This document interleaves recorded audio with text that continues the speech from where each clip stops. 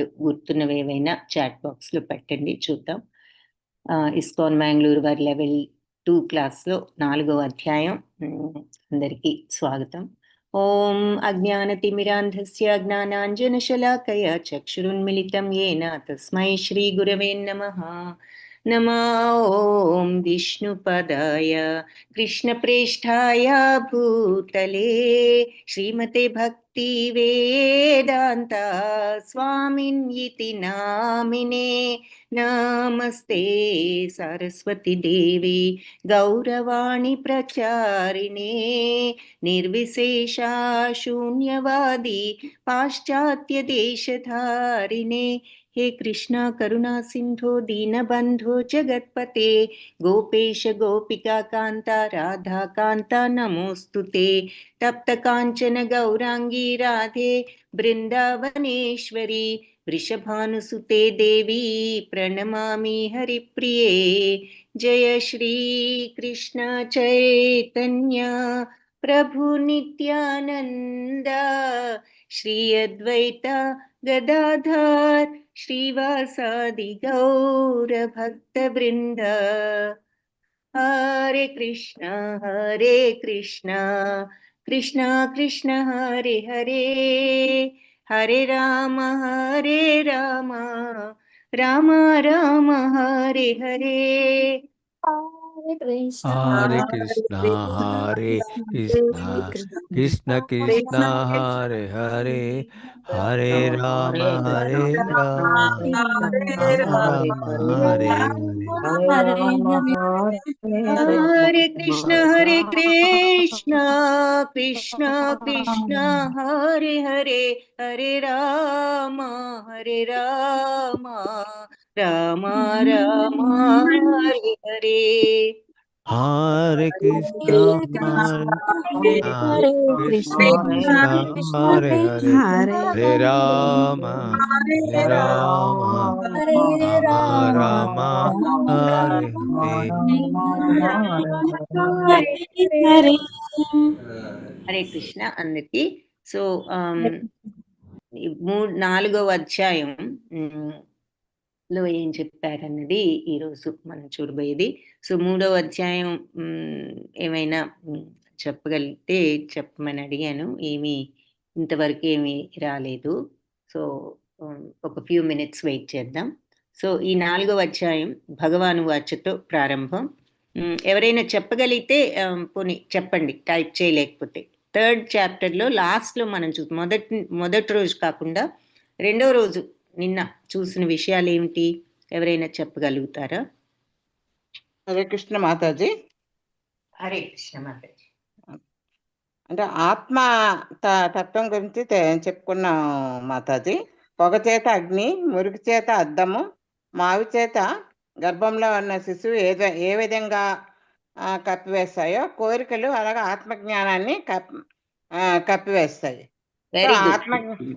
ఆత్మజ్ఞానం జయించినప్పుడు మనకి స్థిత ప్రజ్ఞత అలవడుతుంది మేడం. ఆత్మజ్ఞానాన్ని మనం ఎప్పుడైతే తెలుసుకోగలుగుతాం. Very good. సో స్థిత ప్రజ్ఞత వస్తుంది. స్థిత ప్రజ్ఞత అనేది వెరీ గుడ్ మాతాజీ. సో అది ముఖ్యమైన పాయింట్స్ లో ఒకటి. సో ఆ సందర్భంగా మనం ఏం చూసాము,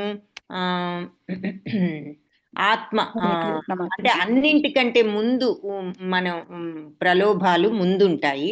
ప్రలోభాల కంటే కూడా కొంచెం బెటర్ ఏది అనుకున్నాము, ఏది కొంచెం బెటరు, ఏది ఉన్నతం ఇంద్రియ ప్రలోభాల కంటే?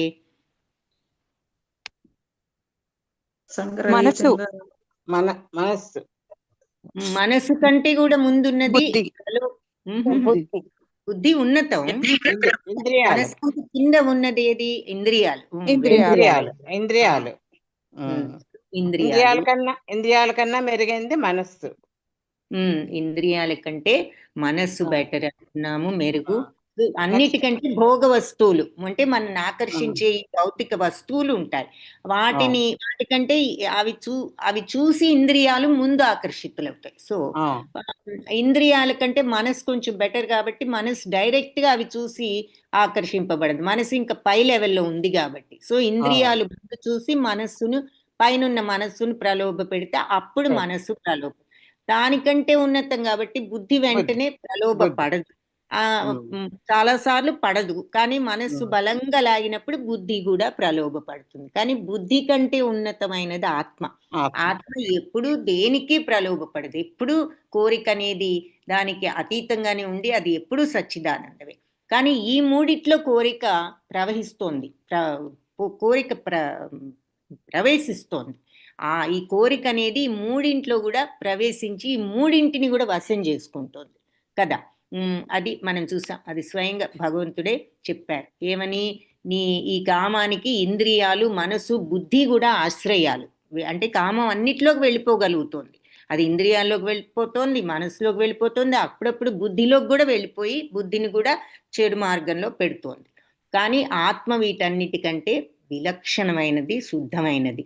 కాబట్టి ఈ కామాన్ని గనక వీటన్నిటిలోంచి మనం బయటికి పంపించేస్తే అప్పుడు మనం కూడా ఆత్మ యొక్క ఆనందాన్ని తెలుసుకోవచ్చు అని చెప్పి అంత క్లియర్గా మనకి ఎనాటమీలో గనక ఒక పార్టీ ఎలా పనిచేస్తాయని చెప్పినంత వివరంగా భగవంతుడు వివరించారనమాట ఈ విషయాన్ని. ఓకే, సో ఇది చాలా ముఖ్యం. అందుకనే ఏం చెప్పారు, ఇలా ఉంటుంది ఆర్డరు.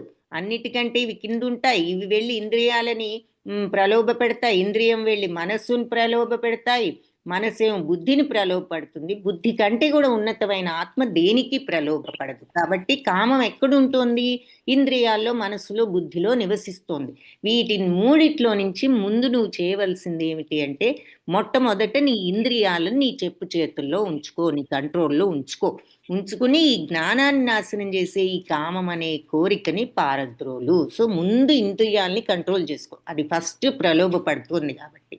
ఆ తర్వాత మనస్సుని తద్వారా కంట్రోల్ చేసుకుని నువ్వు ఆ రకంగా ఈ కోరికని బయటికి నెట్టివేయి. అప్పుడు నువ్వు ఆనందాన్ని చవి చూడగలవు అని చెప్పి భగవంతుడు చెప్పారు. కాబట్టి బుద్ధి కంటే కూడా ఆత్మ గొప్పదని గ్రహించి ఆ ఆత్మతత్వాన్ని తెలుసుకోవడం మనం ప్రయత్నించాలి. ఇంత గొప్ప ఆత్మ ఉంచుకుని బుద్ధి మనం మామూలుగా అబ్బో వాళ్ళకి చాలా బుద్ధిమంతుడు అంటూ పొగుడుతూ ఉంటాం. ఎంతో మంచివాడు, మంచి బుద్ధి ఉన్నవాడు. ఆ బుద్ధి కంటే కూడా ఉన్నతమైన ఆత్మ ఉన్నది. అది గుర్తించి బుద్ధితో నువ్వు నీ మనస్సును నిలకడ చేసుకుని ఈ కోరికని శత్రువును సంహరించు. ఈ శత్రువు వల్లే నువ్వు నీ బుద్ధి కూడా ఆత్మను గుర్తించలేకపోతుంది. కాబట్టి ఎప్పుడైతే నువ్వు ఈ కోరికనే శత్రువును బయటికి సంహరించగలుగుతావో నువ్వు అప్పుడు గొప్పదైన ఆత్మతత్వాన్ని అప్పుడు తెలుసుకుంటావు. అది మానవుడి యొక్క ఫైనల్గా మనం మనిషిగా పుట్టిన తర్వాత మనం సాధించవలసిన గమ్యం ఏమిటి అంటే అది. అందుకని మనం మామూలుగా బుద్ధిమంతుడైతే చాలు అనుకుంటాం, కానీ దానిని మించిన ఆత్మ ఉన్నదన్నమాట. బుద్ధిమంతులుగానే అసలు ఎంతో మంది ఉండడం లేదు. ఆ బుద్ధిమంతుడిగా ఉంటూ మనం ఇలా ఆత్మతత్వాన్ని తెలుసుకోగలగాలి. కాబట్టి ఆ బుద్ధి సహాయంతో నువ్వు ఆత్మ గొప్పదని గుర్తించి బుద్ధితో నువ్వు మనస్సును నిలకడ చేసుకుని, ఏ రకంగా బుద్ధి సహాయంతో అంటే మనస్సుని నిలకడ చేసుకోవడానికి బుద్ధిని ఉపయోగించు, ఆ రకంగా కంట్రోల్ చేసుకో.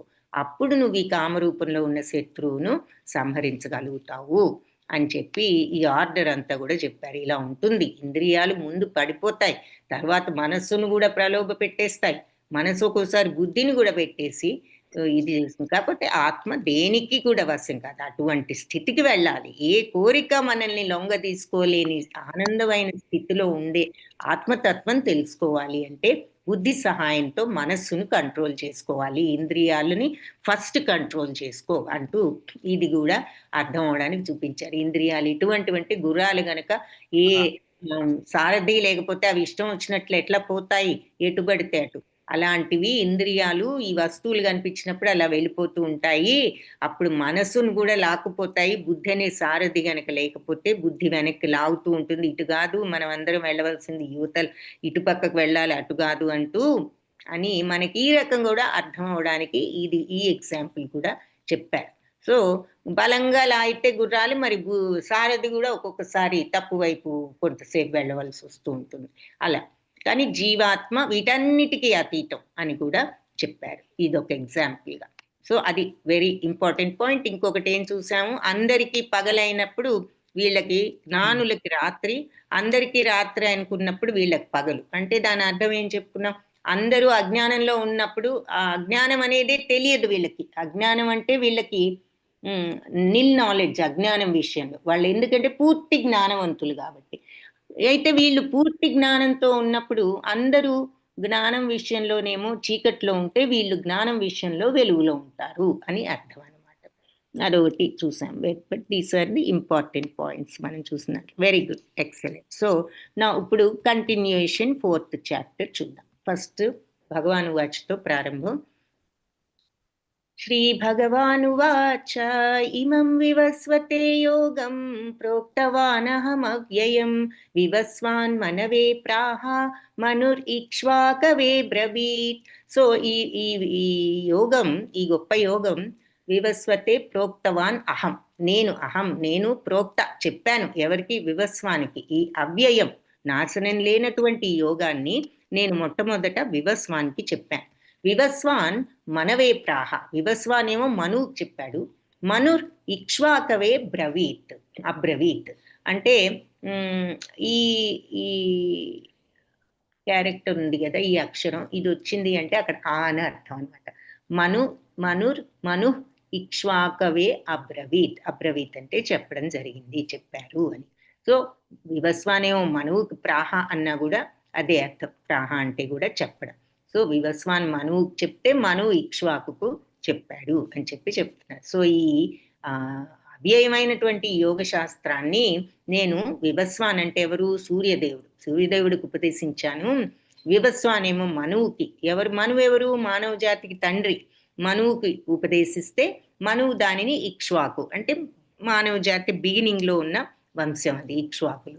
సో అందుకే వాళ్ళకి మనువేమో ఇక్ష్వాకుకు చెప్పారు అని చెప్పి భగవంతుడు చెప్పారు. సో ఇక్కడ మనకి సూర్యలోకం మొదలు సర్వలోకాల్లో రాజవంశాలకు భగవద్గీత జ్ఞానం ఎప్పుడో ఉపదేశించారనేది మనకి ఇక్కడ అర్థమవుతుంది కదా. సో ఇదే అంటే ఈ మాట చెప్పిన తర్వాత అర్జునుడు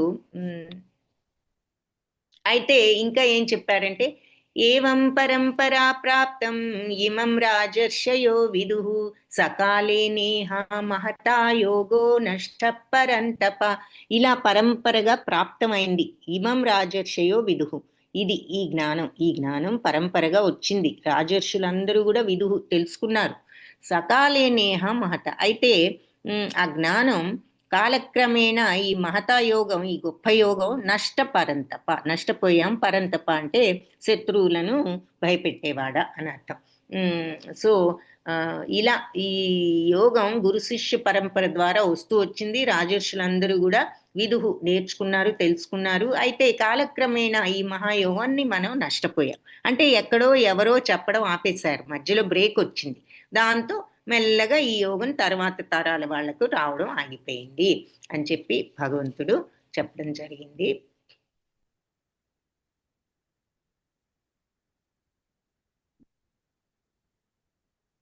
తర్వాత తెలిసి కూడా ఎందుకు అపరాధం చేస్తున్నారు అన్న మాట కూడా వెరీ ఇంపార్టెంట్ పాయింట్. నిన్నటి శ్లోకాస్లో ఏం తెలిసి కూడా తప్పులు ఎందుకు చేస్తున్నారంటే ఏమన్నారు? కామయేష క్రోధయేష రజోగుణ సముద్భవ, రజోగుణంతో పుట్టిన కామం వల్ల క్రోధం వల్లే అందరూ తప్పులు చేస్తున్నారు. ఏం ఎగ్జాంపుల్ చెప్పుకున్నాం దానికి? మనం ఎవరైనా గుర్తుంటే చెప్పగలరా? తెలిసి కూడా తప్పు చేయడం అనే దానికి ఒక ఉదాహరణ చెప్పుకున్నాం. ఏమిటది? నిన్నటి క్లాస్లో ఎందుకు తప్పులు చేస్తున్నారంటే కామం వల్ల, క్రోధం వల్ల, రజోగుణం వల్ల పుట్టిన ఈ గుణాలే వాళ్ళకి మహాశనో మహాపాప్మ విద్యేనం ఇహ వైరిణం. ఈ ప్రపంచంలో ఇంతకంటే పెద్ద శత్రువు లేదు, ఈ కామ క్రోధాల వల్లే వీళ్ళంతా తెలుసు కూడా తప్పులు చేస్తున్నారు అన్నారు. ఏమిటి మనం చెప్పుకున్న ఉదాహరణ? చెప్పండి.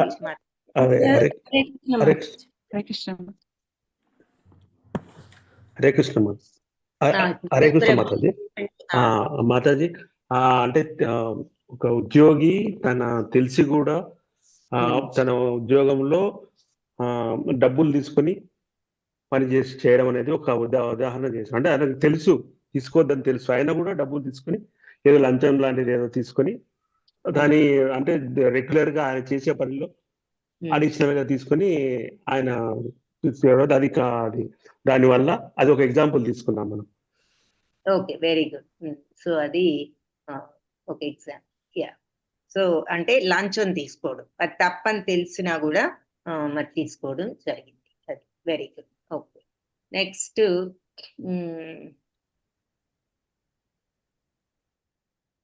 హరే కృష్ణ మాతాజీ.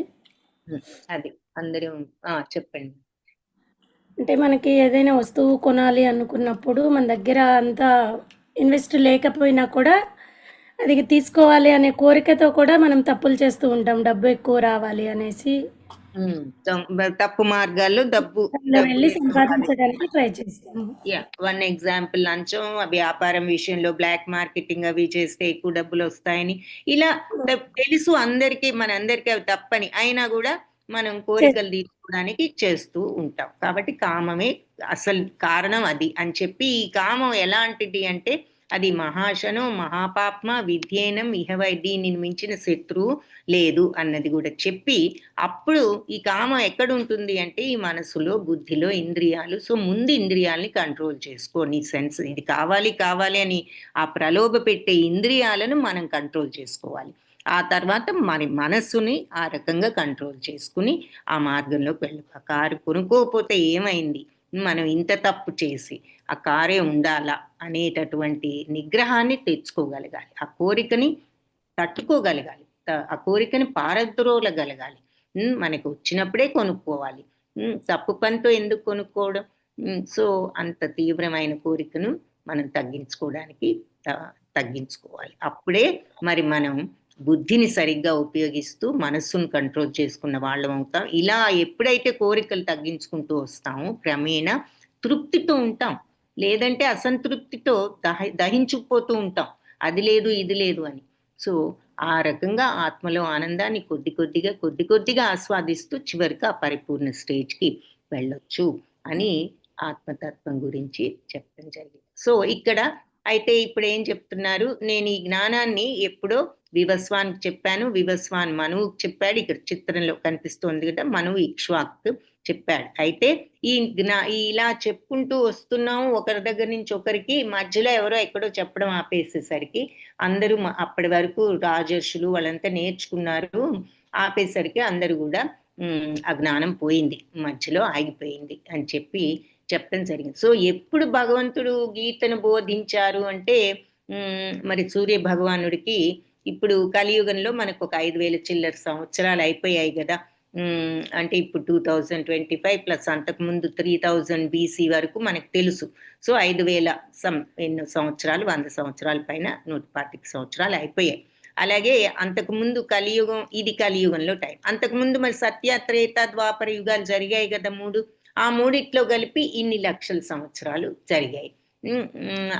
అలా అంటే సత్యయుగంలో, కలియుగంలో ఒక్కొక్క యుగంలో 432 లక్షల సంవత్సరాలు కాలం తగ్గిపోతూ వస్తుంది. అన్నిటికంటే ఎక్కువ కాలం సత్యయుగంలో ఉంటుంది, అన్నిటికంటే తక్కువ కాలం కలియుగంలో ఉంటుంది. సో కలియుగంలో 4,32,000 సంవత్సరాలు ఉంటాయి. అందులో 5,000 చిల్లర గడిచింది. అంతకు ముందున్న త్రేతాయుగంలో కలియుగానికి డబుల్ 8,64,000 వేల సంవత్సరాలు ఉన్నాయి. అంతకుముందున్న త్రేతాయుగంలో దానికి ఇంకొక 4,32,000 సంవత్సరాలు యాడ్ చేశామంటే 12,96,000 ఎంత వస్తుంది, అన్ని సంవత్సరాలు ఉన్నాయి. అంతకుముందున్న సత్యయుగం మొట్టమొదటి యుగంలో దానికి ఇంకొక 4,32,000 యాడ్ చేయాలి, అంటే 17 లక్షల చిల్లర సంవత్సరాలు సత్యయుగంలో ఉన్నాయి. సో ఈ 3 యుగాలు సత్య, త్రేత, ద్వాపర యుగాల్లో కలుపుకుంటే మొత్తం 38 లక్షల చిల్లర సంవత్సరాలు ఉన్నాయి. కలియుగంలో ఇప్పటి వరకు 5,000 సంవత్సరాలు అయిపోయాయి. సో ఈ యుగ చక్రంలో మనకి ఇన్ని సంవత్సరాలు గడిచాయి. సో ఈ యుగ చక్రమే కాకుండా, యుగ చక్రం అనేది ఏంటంటావు, 4 యుగాల్ని కలిపితే ఒక దివ్య యుగం అనొచ్చు, లేదా యుగ చక్రం అనొచ్చు. సో ఈ యుగ చక్రానికి అంటే మన క్యాలెండర్లో 12 నెలలు ఉంటాయి కదా, ఆ 12 నెలలు అయిపోతే నెక్స్ట్ ఇయర్ వచ్చినప్పుడు కొత్త క్యాలెండర్ కదా. అట్లా 12 నెలల్లాగా ఈ 4 యుగాలు ఒక యుగ చక్రం, ఒక క్యాలెండర్ అయిపోతే నెక్స్ట్ యుగ చక్రం స్టార్ట్ అవుతుంది. సో ప్రస్తుతం మన యుగ చక్రంలో డిసెంబర్ నెలలో ఉన్నట్టు లాస్ట్ యుగంలో ఉన్నాం, కలియుగంలో. ఓకే, సో ఈ యుగ చక్రానికి ముందు కూడా యుగ చక్రాలు ఉన్నాయి. ఇదే ఫస్ట్ యుగ చక్రం కాదు, ఇలాంటివి 27 అయిపోయాయి అంటున్నారు. సో వాటన్నిటిలో మొత్తం 1166 లక్షల సంవత్సరాలు జరిగిపోయాయి. అది ప్లస్ ఈ యుగ చక్రంలో ఈ 3 యుగాలు, కలియుగంలో ఇంతవరకు అయిపోయిన టైము, ఇవన్నీ మనం యాడ్ చేసుకుంటే మరి ఇప్పటి వరకు ఎన్ని సంవత్సరాలు జరిగిందంటే సూర్యుడు మరి మొదట్లోనే సృష్టించాడు కదా భగవంతుడు సూర్యుని. సో 1205 లక్షల సంవత్సరాల క్రితం సూర్యుడికి బోధించినట్లయింది. మిలియన్స్ లో చూస్తే దీనిని 100తో భాగిస్తే 120 మిలియన్ సంవత్సరాలు అని చెప్పచ్చు. సో గీతను అన్ని సంవత్సరాల ముందు భగవంతుడు సూర్యుడికి ఉపదేశించడం జరిగింది అని చెప్తున్నారు. ఇది ఇలా గురు శిష్య పరంపరలో వచ్చింది, కానీ మధ్యలో ఎక్కడో ఆగిపోయింది. ఇక్కడ గౌడీయ మధ్వ సంప్రదాయం వాళ్ళ గురు శిష్యులు ఎవరు అంటే ప్రభుపాద, ఆయన పైన భక్తి సిద్ధాంత సరస్వతి, ఆయన పైన గౌరకిషోర్ దాస్ బాబాజీ, ఆయన పైన భక్తి వినోద ఠాకూర్, ఆయనకు పైన ఉన్న ఆయన జగన్నాథదాస్ బాబాజీ, ఆయన పైన కృష్ణదాస కవిరాజు, మరి ఆయనకు పైన నరోత్తమ దాస్ ఠాకూరు, ఆయనకి పైన వీళ్ళు రూప గోస్వామి, సనాతన గోస్వామి వీళ్ళు, ఆ తర్వాత అంతకుముందు చైతన్య మహాప్రభు. సో చైతన్య మహాప్రభు అప్పటి నుంచి వీళ్ళంతా ఇలా గురు పరంపరని చూపిస్తున్నారు. ఇక్కడ మాట వచ్చింది కాబట్టి.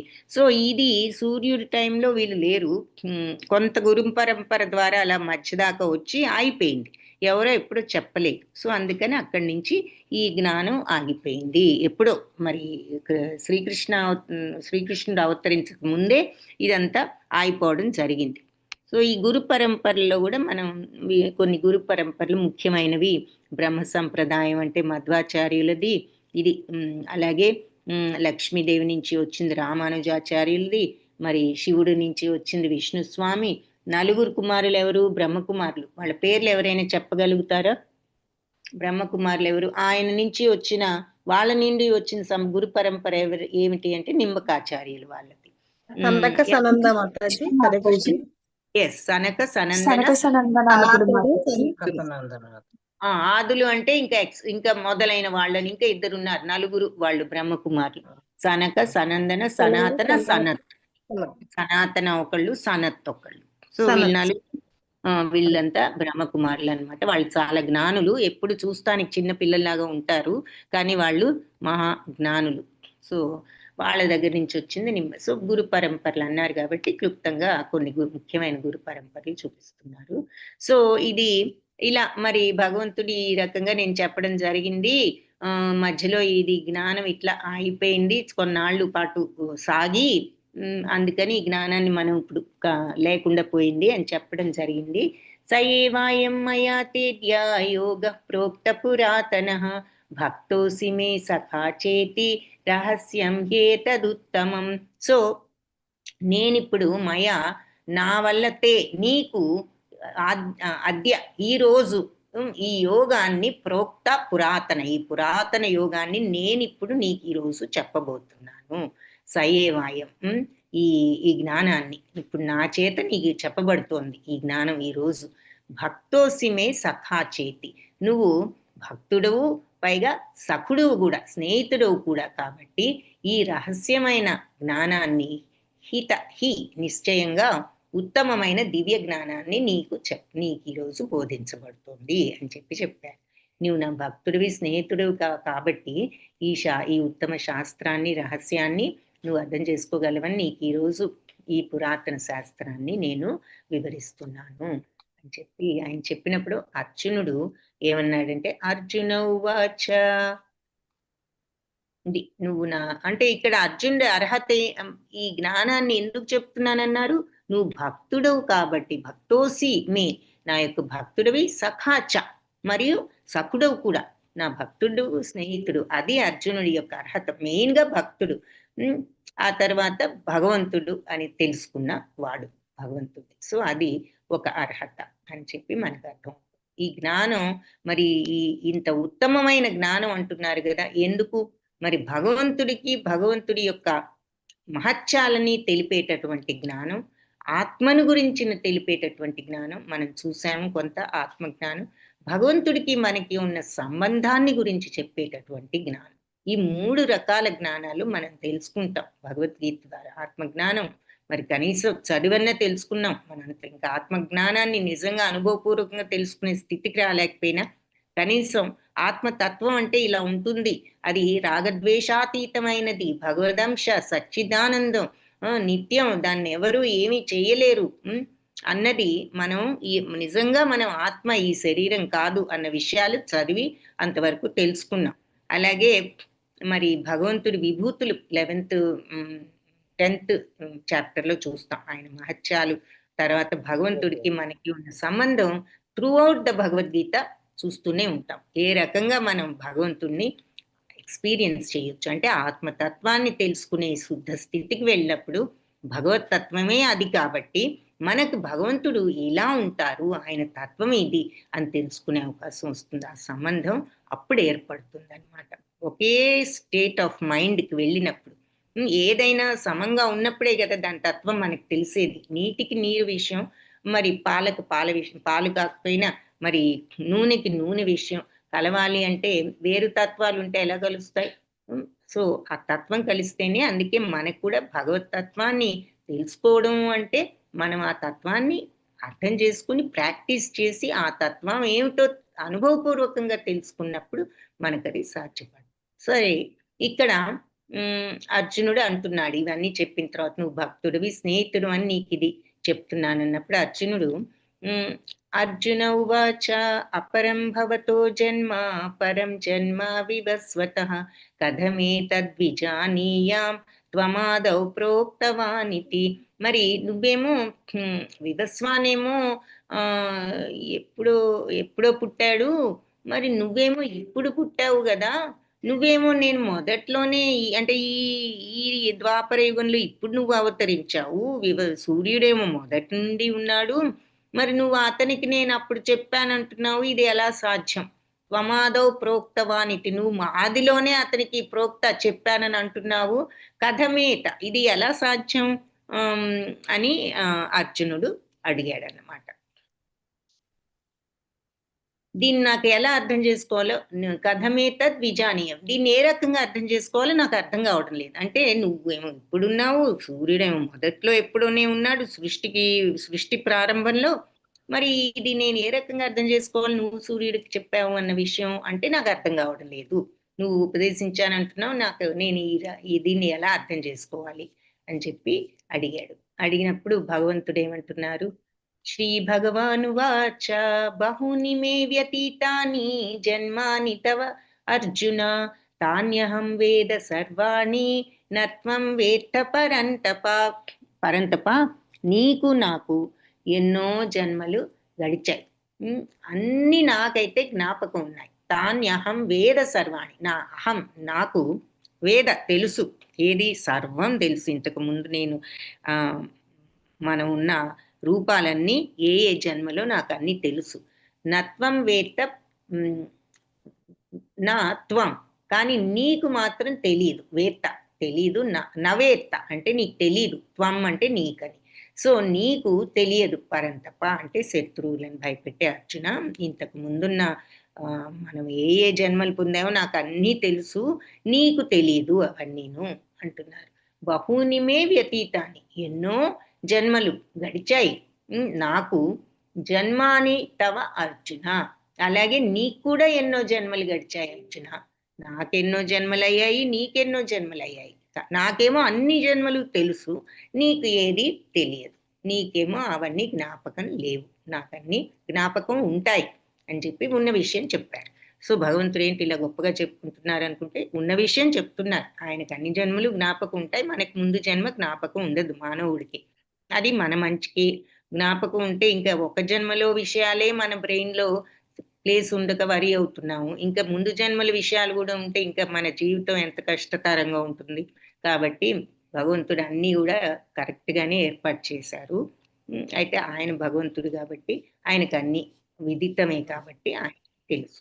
సో నీకు ఇంతకు ముందు మనకు ఆ జన్మలు ఉన్నాయి, నేను అప్పుడు ఉన్నాను, నాకు తెలుసు, నీకైతే తెలియదు అని చెప్పి చెప్పడం జరిగింది. అది. సో నెక్స్ట్ ఏమంటున్నారు ఇంకా అజోపి సన్నవ్యయాత్మా భూతానాం ఈశ్వరోపి సన్ ప్రకృతిం స్వామధిష్ఠాయ సంభవామి ఆత్మమాయయా. సో నేను అజడును, అజ అంటే పుట్టుకలేని వాడిని అయి ఉండి కూడా, అవ్యయాత్మ నాశనం లేని వాడిని అయి ఉండి కూడా, భూతానాం ఈశ్వరోపి సన్. భూతాలంటే ఏం చెప్పుకున్నాం? అన్ని జీవరాశులు భూతాలు అంటాం.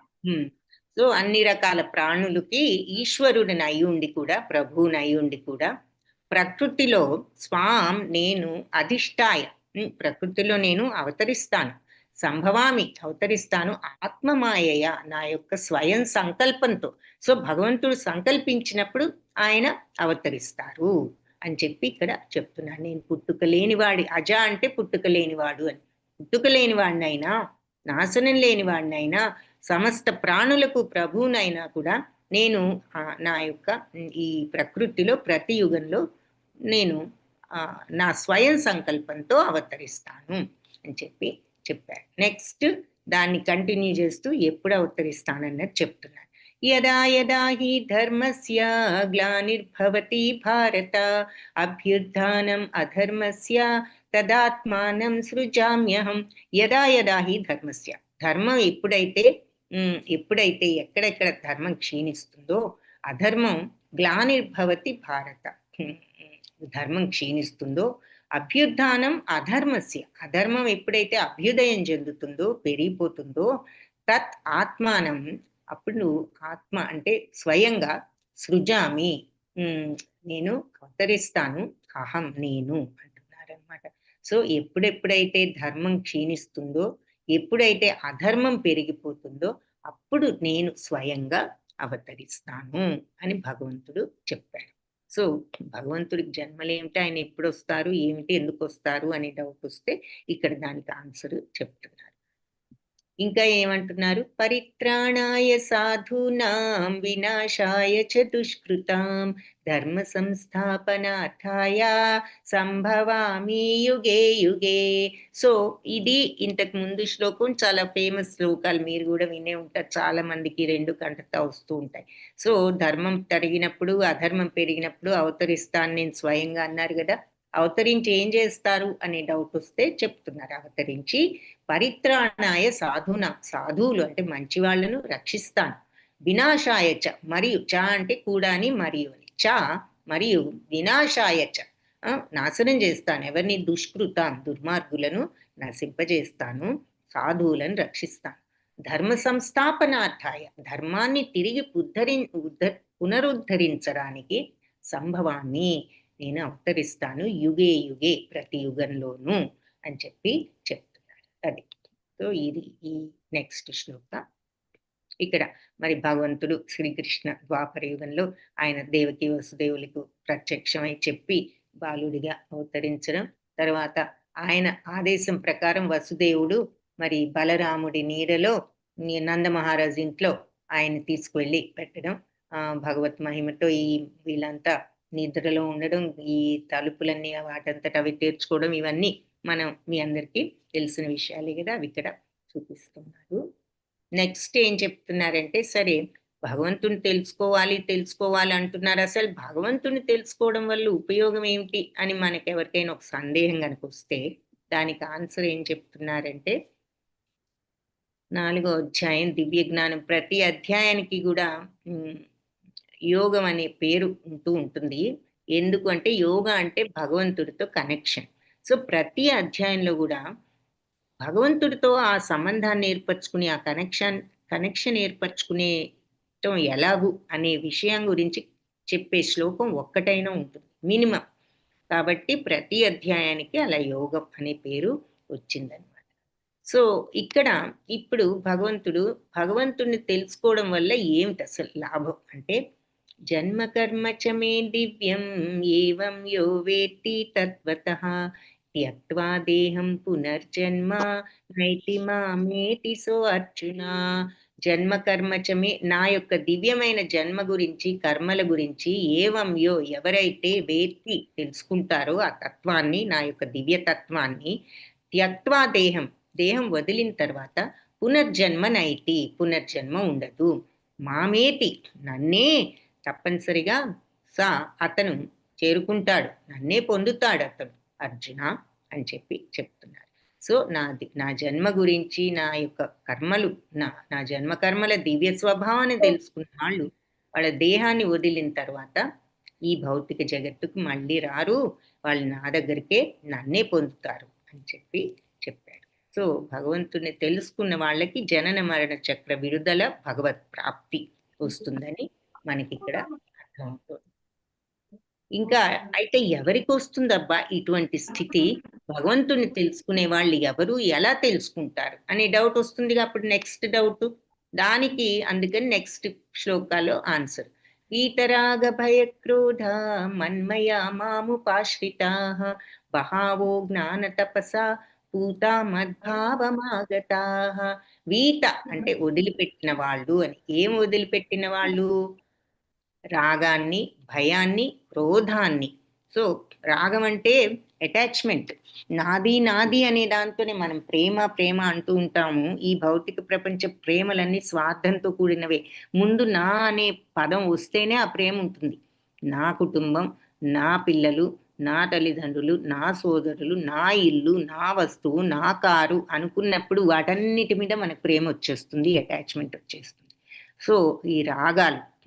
అలాగే భయం ఎప్పుడు వస్తుంది? మనం అనుకున్న కోరిక తీరదేమో, మనం అనుకున్నట్లుగా ఏదైనా జరగదేమో అనుకున్నప్పుడు భయం కూడా వస్తుంది. క్రోధం ఎప్పుడు వస్తుంది? మనం అనుకున్నది జరగనప్పుడు భయం, తర్వాత క్రోధం వచ్చేస్తుంది కదా. సో ఇవి అన్నీ ఎవరైతే వదులుకోగలుగుతారో, ఈ అటాచ్మెంట్లు, భయాలు, క్రోధాలు వదులుకుని మన్మయ మాం ఉపాశ్రిత, ఎవరైతే నన్ను ఆశ్రయిస్తారో, మరి బహావో జ్ఞాన తపస, అలా ఎంతో మంది జ్ఞాన తపస్సు ద్వారా ఇలా రాగభయ క్రోధాలను వదులుకుని నన్ను ఆశ్రయించి పూత పవిత్రమయ్యారు.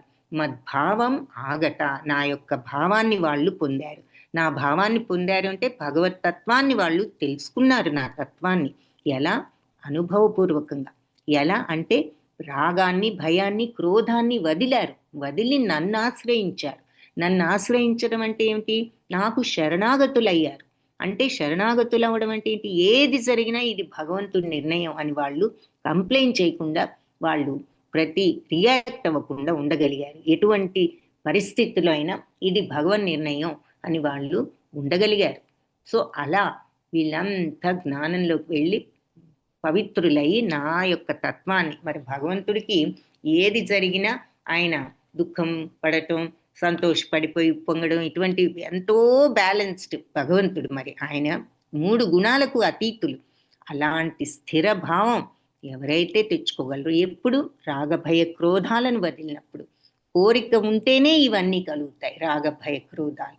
కాబట్టి ఆ కోరికను తగ్గించుకుని రాగభయ క్రోధాల నుంచి బయటపడ్డ వాళ్ళు భగవంతుని శరణు ఎప్పుడు పెడతాం? ఏది జరిగినా నీ ప్రసాదం అనే స్థితి ఎప్పుడు వస్తుంది?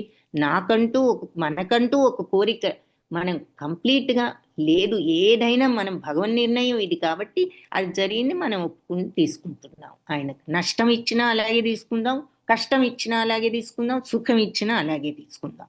ఎందుకు అంటే ఇది భగవన్ నిర్ణయం. ఆయన నిర్ణయం ఎప్పుడు కూడా తప్పు కాదు.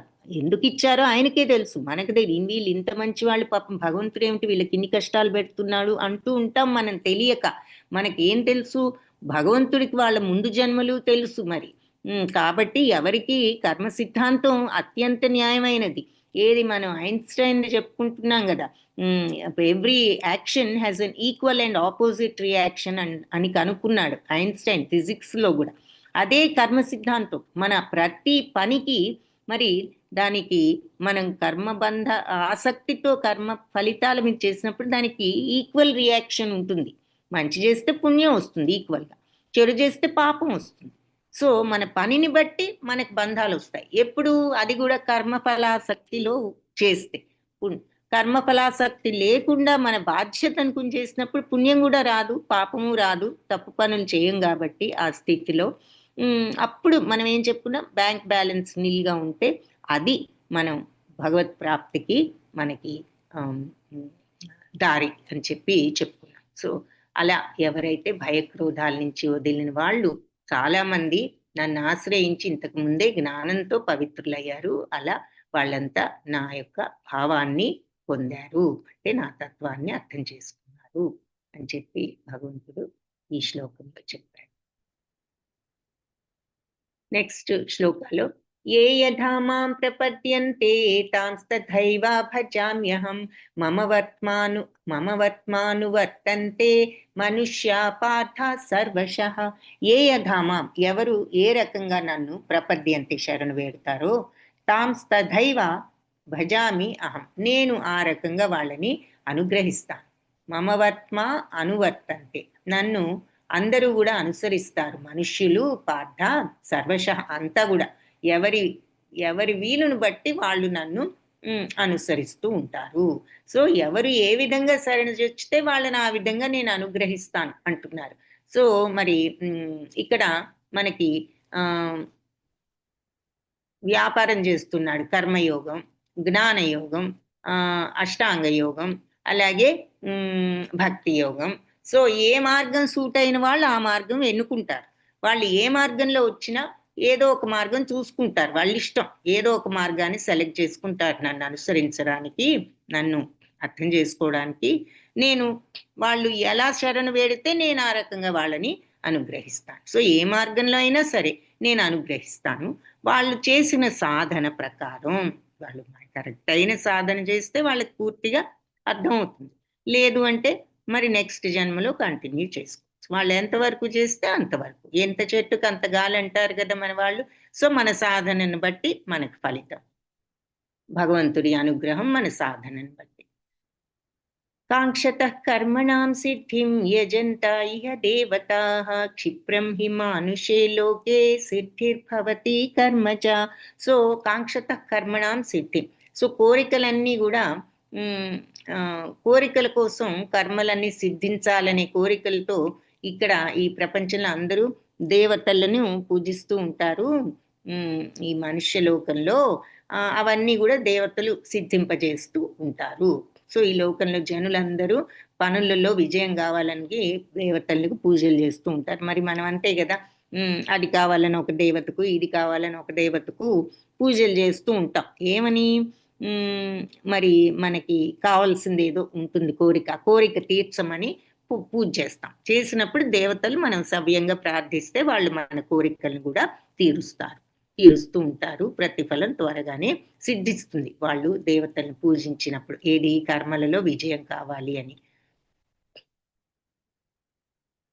అని చెప్పి నెక్స్ట్ ఏం చెప్తున్నారంటే, అంటే ఎక్కువ మంది భౌతిక ప్రపంచంలో మరి అందరం కోరికలు తీర్చుకోవడానికే ఎక్కువ ప్రార్థనలు చేస్తూ ఉంటాం. అది మనం కరెక్ట్గా చేసినప్పుడు ఆ దేవతలు కరుణించి మన యొక్క ప్రార్థనలు వాళ్ళు తీరుస్తూ ఉంటారు.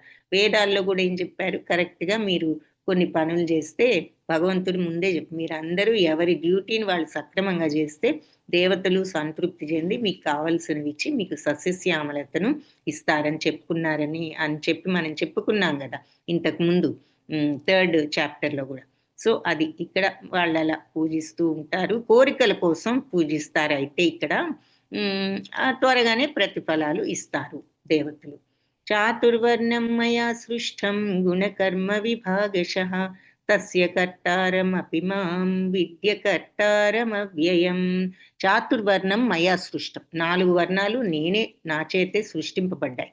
గుణకర్మ విభాగశ, గుణకర్మల ప్రకారం విభజించాను ఈ 4 వర్ణాలను అంటున్నారనమాట. గుణాలను బట్టి బ్రాహ్మణులని, క్షత్రియులని, వైశ్యులని, శూద్రులని, వాళ్ళ గుణాలు, వాళ్ళు చేసే పనులు, దానిని బట్టి 4 వర్ణాలుగా విభజించాను. తస్య కర్తారం అపిమాం, అయితే నేను ఇవన్నీ విభజించినా కూడా విద్య కర్తారం అవ్యయం, నేను అవ్యయుడను కాబట్టి నేను ఈ వ్యవస్థ అంతటికి కూడా అకర్తను.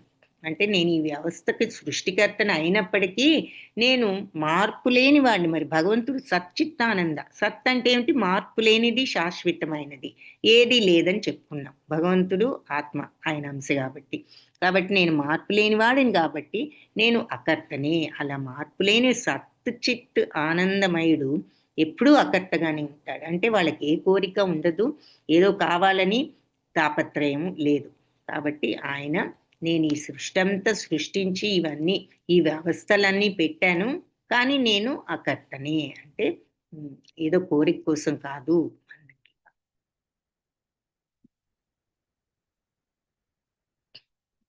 ఇది 13th శ్లోక. సో 14 శ్లోకాలు నెక్స్ట్. సో 4 వర్ణాలు సృష్టించాను వాళ్ళ గుణకర్మల్ని బట్టి అని చెప్పి. అయితే నేను అకర్తను.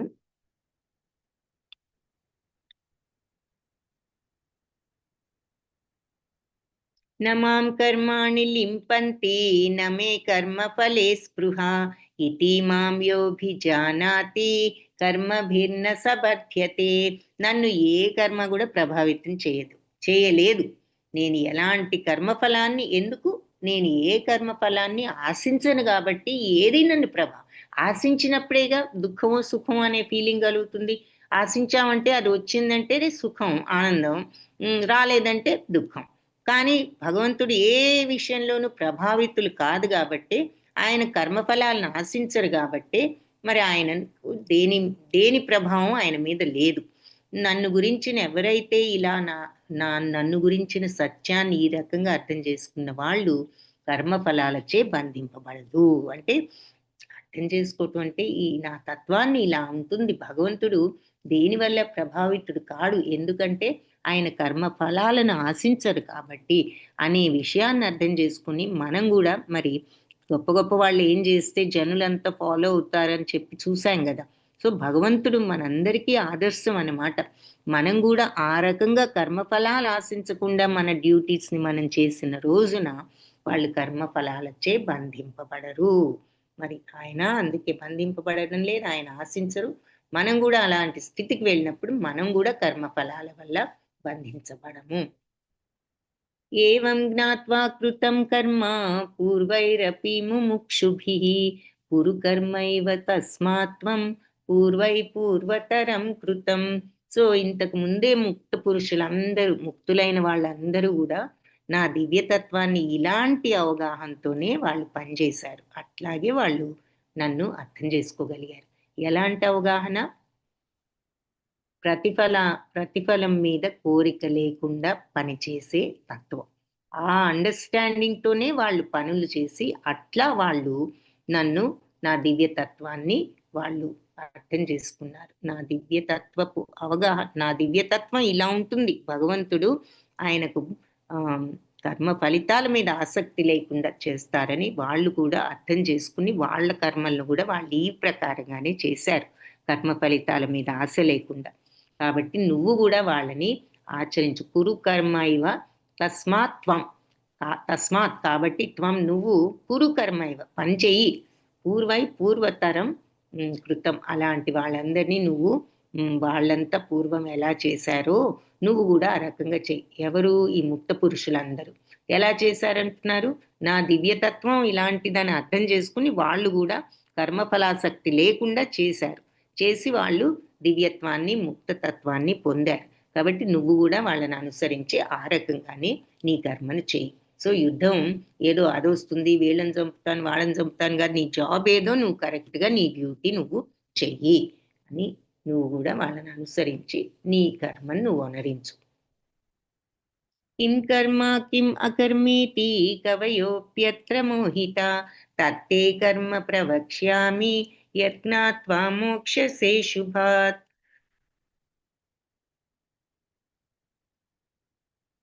సో కిం కర్మ కిం అకర్మ అంటే కర్మ అంటే ఏమిటి, అకర్మ అంటే ఏమిటి అన్నది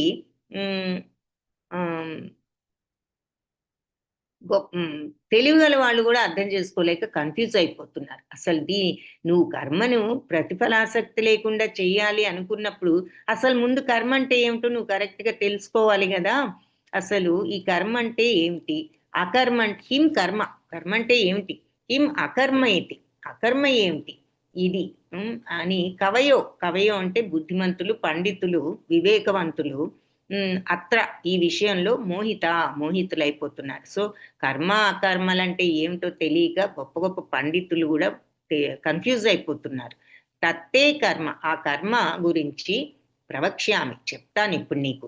యజ్ఞాత్వా, ఇది తెలుసుకున్న తర్వాత మోక్షసే అశుభాత్, నీకు అన్ని అశుభాల నుంచి మోక్షం బయటపడిపోతావు అని చెప్తున్నారు. సో కర్మ అంటే ఏమిటో అకర్మ అంటే ఏమిటో బుద్ధిమంతులు కూడా తెలియక కన్ఫ్యూజ్ అయిపోతున్నారు. కాబట్టి అసలు ఆ కర్మ ఏమిటో నేను అసలు నీకు ఇప్పుడు వివరిస్తాను. అది తెలుసుకున్న తర్వాత నువ్వు అన్ని అశుభాల నుంచి ముక్తుడవవుతావు అని చెప్పి భగవంతుడు చెప్పారు. సో ఏం చెప్పారన్నది చూద్దాం. సో అకర్మ సింపుల్ గా ఇక్కడ మనకి బొమ్మల ద్వారా ఎగ్జాంపుల్ చూస్తున్నారు. కర్మ అనేది 3 రకాలని చెప్పడం జరిగిందనమాట. సో శ్లోకం చూసి ఆ తర్వాత ఎక్స్ప్లెనేషన్ చూడొచ్చు. కర్మణో హి అపి బోద్ధవ్యం చ వికర్మణః అకర్మణశ్చ బోద్ధవ్యం గహనా కర్మణో గతి. సో కర్మగతులను అర్థం చేసుకోవడం ఎంతో కష్టం. కాబట్టి కర్మ అంటే ఏమిటో మరి వికర్మణ కర్మణో హి అపి బోద్ధవ్యం, కర్మను గురించి తెలుసుకోవడం మరి తెలుసుకోవాలి అంటే మరి కర్మ అంటే ఏమిటి, మరియు వికర్మ ఏమిటి, అకర్మణశ్చ, మరి అకర్మ అంటే కూడా బోద్ధవ్యం, తెలుసుకోవాలి. గహనా కర్మణో గతి. సో ఈ కర్మ యొక్క మార్గం చాలా కష్టం అంటున్నారనమాట తెలుసుకోకపోతే. ఎందుకంటే కర్మగతులను అర్థం చేసుకోవడం చాలా కష్టం. కాబట్టి మనం ఈ మార్గంలో వెళ్ళాలి అంటే అసలు ముందు కర్మ ఏమిటో, వికర్మ ఏమిటో, అకర్మ ఏమిటో ప్రతి ఒక్కళ్ళు కూడా చక్కగా అర్థం చేసుకోవాలి అని చెప్పి భగవంతుడు చక్కగా చెప్తున్నారు వివరంగా. సో కర్మణ్య కర్మయ పశ్యేద కర్మణ చ కర్మయ సబుద్ధిమాన్ మనుష్యేషు సయుక్త కృత్స్న కర్మకృత్. సో కర్మణ్య అకర్మయ. సో కర్మలో అకర్మను ఎవరైతే పశ్యేత్ చూస్తారో, కర్మణిచ, మరియు కర్మలో కూడా అకర్మణిచ కర్మ, అకర్మలో మరియు కర్మను ఎవరైతే చూస్తారో, సో కర్మలో అకర్మను, అకర్మలో కర్మను ఎవరైతే చూస్తారో సబుద్ధిమాన్ మనుష్యేషు, మనుష్యులలో వాళ్ళు బుద్ధిమంతులు. కర్మలో అకర్మను చూసేవాడు, అకర్మలో కర్మను చూసేవాడు మనుష్యులలో బుద్ధిమంతుడు అంటూ సయుక్త కృత్స్న కర్మకృత్, అలాంటి వాడు అతను యుక్త అంటే దివ్యస్థితిలో ఉన్నవాడు, అన్ని తెలిసినవాడు, యుక్తుడు. కృత్స్న కర్మకృత్, అన్ని కర్మలలో నియుక్తుడై ఉన్నా కూడా చేస్తూనే ఉన్న ప్రతి పని అతను దివ్య స్థితిలో ఉన్నవాడు, అంటే బంధాలకు కట్టుబడడు అంటున్నారు. ఎవరు? కర్మలో అకర్మను చూసేవాడు, అకర్మలో కర్మను చూసేవాడు, వాడు బుద్ధిమంతుడు, వాడు ఇక ఏ బంధాల్లో కట్టుబడడు. సో కర్మలో అకర్మ ఏమిటి, అకర్మలో కర్మ ఏమిటి అని మనందరికీ మరి పెద్ద సందేహం. ఇది చాలా కన్ఫ్యూజ్డ్ మాటలాగా ఉంటుంది. కర్మలో కర్మ అంటే పని చేయకుండా ఉండడం ప్రస్తుతం అనుకుంటున్నాము, దాని అర్థం ఇప్పుడు ఇంకా వివరంగా తెలుసుకున్నాము. అకర్మ అంటే ఏమిటి? బంధాలు ఏర్పడని రీతిలో పని చేయగలగడం, కర్మబంధాలు రాని రీతిలో పని చేయగలగడం. ఎప్పుడు? ప్రతిఫలాసక్తి లేకుండా చేసినప్పుడు కర్మబంధాలు రావు. సో ప్రతిఫలాసక్తి వదులుకోగలిగినప్పుడు అది అకర్మ కిందే అవుతుంది. అంటే చేసినా కూడా ఏ కర్మ ఫలితాలు మనకు రావు. సో అదేమిటి? పుణ్యం వస్తే తప్పే ఉందన్న దానికి కూడా ఆన్సర్ మనం నిన్నే చెప్పేసుకున్నాం. బ్యాలెన్స్ ఎప్పుడైతే జీరోగా మన పలక క్లీన్గా ఉంటుందో అప్పుడు మనకి మోక్ష ప్రాప్తి. పాపము లేదు, పుణ్యము లేదు అనేటటువంటి స్థితిలో గనక మనం ఉన్నట్లయితే సో అది అకర్మ స్టేజ్. సో కర్మలో అకర్మను చూసేవాడు, సో పనిలో ఈ అకర్మ తత్వంతో పనిచేసేవాడు అని అర్థం అనమాట, కర్మలో అకర్మను చూడటం అంటే. ఓకే, అంతవరకు ఆ పాయింట్ అర్థమైతే నెక్స్ట్ ఏమన్నారు? అకర్మలో కర్మను చూసేవాడు. అకర్మ అంటే ఏమిటి? ఇప్పుడే చెప్పుకున్నాం కదా, ప్రతిఫలాసక్తి లేకుండా పని చేయగలరు, అదే మన పని. అటువంటి అకర్మే నిజమైన కర్మ అనుకునేవాడు అని అర్థం. సో కర్మలో అకర్మను చూస్తున్నాడు, అది అకర్మ పద్ధతిలోనే చేస్తున్నాడు. అకర్మను కూడా ఇదే కర్మ, ఇలాంటి పద్ధతిలో చేయడమే అసలు కర్మ అంటే అనుకుంటున్నాడు. కర్మ అంటే ప్రతిఫలాసక్తి ఉందనే ఐడియా కూడా అతను పక్కన పెట్టేశాడు. ఇదే అకర్మతత్వంతో చేయడమే కర్మ అనుకుంటున్నాడు. సో కర్మలో అకర్మను చూస్తున్నాడు, ప్రతి పని అకర్మతత్వంతోనే. అకర్మే నిజంగా పని అనుకుంటున్నాడు, అంతేగాని ప్రతిఫలాసక్తితో చేసే పని ఒకటి ఉంటుందని కూడా అతను భావించడం లేదు. సో అది కర్మలో అకర్మను చూడడం అన్న అకర్మలో కర్మను చూడడం అన్న మాటకి అర్థం అది. ఈ విషయం అందరికీ అర్థమైందా? ఎవరికైనా ఏమైనా డౌట్ ఉంది? ఇది కొంచెం కన్ఫ్యూజ్డ్ పాయింట్, అందుకని అడుగుతున్నాను. అందరికీ ఇది అర్థమైంది కదా? అకర్మ నమస్తే. హరే కృష్ణ మాతాజీ, ఒక్కసారి వికర్మ గురించి కూడా చెప్తారా? అది నెక్స్ట్ పాయింట్. ఇక్కడ అది కూడా వస్తుంది, చెప్తాను. అది ఈజీ, ఈ రెండే Okay. కష్టం అర్థం చేసుకోవడం. Okay. ఓకే, సో ఇది ఇంతవరకు అర్థమైంది కదా. కర్మలో అకర్మ అంటే ఏమిటి, అకర్మ ఆ మాట మరి వినడానికి ఎలా ఉంది, కన్ఫ్యూజింగ్ ఉంది. కర్మలో అకర్మ ఏమిటి, అకర్మలో కర్మ ఏమిటి అని అనిపిస్తుంది. ఇప్పుడు అర్థమైంది కదా ఎందుకు అలా అంటున్నారు అన్నది. అందుకని అది అందరికీ క్లియర్ అయితే కంటిన్యూ అవుతాం అని. మాతాజీ Okay. ఒకసారి అకర్మ గురించి చెప్పారా మళ్ళీ? అకర్మ అంటే ఏమిటి, కర్మ చేసినా కూడా మనకి బంధాలు ఏర్పడిన విధంగా చేస్తే అది అకర్మ. అంటే కర్మ చేయనట్లు. కర్మ పని చేసి పని చేయకుండా ఉన్న స్థితి ఏమిటి, ఇంత కష్టపడి పని చేస్తే పని చేయలేదంటున్నారు అని అలాగా అనుకోవడం. పని చేసి పని చేయని స్థితి అంటే, పని చేస్తే ఏమవుతుంది, ప్రతిఫలాసక్తితో పని చేస్తే బంధాలు ఏర్పడతాయి. మంచి పని చేస్తే పుణ్యం వస్తుంది, చెడు పని చేస్తే పాపం వస్తుంది కదా. సో పుణ్యం వస్తే మంచిదేగా అనుకుంటాం. అది ఇది రిపీటెడ్గా చెప్తూ వచ్చాను, ఎందుకంటే ఈ పాయింట్ అర్థం చేసుకుంటే మెయిన్ కర్మయోగం ఇది, ప్రతిఫలాసక్తి. పుణ్యం వస్తే స్వర్గానికి వెళ్ళి పుణ్యం కరిగే వరకు ఉంటాం, కరిగినాక మళ్ళీ తప్పదు ఈ భూప్రపంచంలోకి రావడం, జనన మరణ చక్రంలోనే ఉంటాం. ఈ జనన మరణం లేకుండా బయటపడిపోదాం, మళ్ళీ పుట్టి మళ్ళీ పోయి, మళ్ళీ పుట్టి మళ్ళీ పోయి, ఇవన్నీ ఎవరు పడతారు? హాయిగా మనం భగవత్ ప్రాప్తి తెచ్చుకున్నామంటే ఈ జనన మరణ చక్రం నుంచి బయటపడే స్థితి అది ఎప్పుడు వస్తుంది? కర్మబంధాలు ఏవీ లేకుండా మన పలక శుభ్రంగా ఉంటే వస్తుంది. శుభ్రంగా ఎప్పుడు ఉంటుంది? పుణ్యం ఉండకూడదు, పాపం ఉండకూడదు. ఓకే, పుణ్యం ఉంటే స్వర్గానికి వెళ్ళినా పర్మనెంట్గా అక్కడ ఉందాం, మళ్ళీ పుణ్యం అయిపోయినాక మళ్ళీ వస్తాం జనన మరణ చక్రంలో. సో అందుకని పుణ్యపాపాలు ఏమీ లేకుండా మనం పని చేయగలిగితే, ఆ రకంగా పని చేయగలిగితే మనకి అది అకర్మ కింద లెక్క. సో పుణ్యం పాపము లేకుండా ఎలా పని చేయాలంటే ప్రతిఫలం మీద ఆసక్తి వద్దు. ఆసక్తి వద్దు అంటే అర్థం ఏంటి? రియాక్ట్ అవ్వద్దు. అదే కావాలి అదే కావాలి అంటూ అదే తపనతో ఉండొద్దు. నా డ్యూటీ ఇది, నేను చెయ్యాలి, తర్వాత ఏది వస్తే అది వస్తుంది అనే సమత్వంతో రియాక్ట్ కాకుండా చేయగలిగినప్పుడు అది ప్రతిఫలాసక్తి లేదు అంటే అర్థం.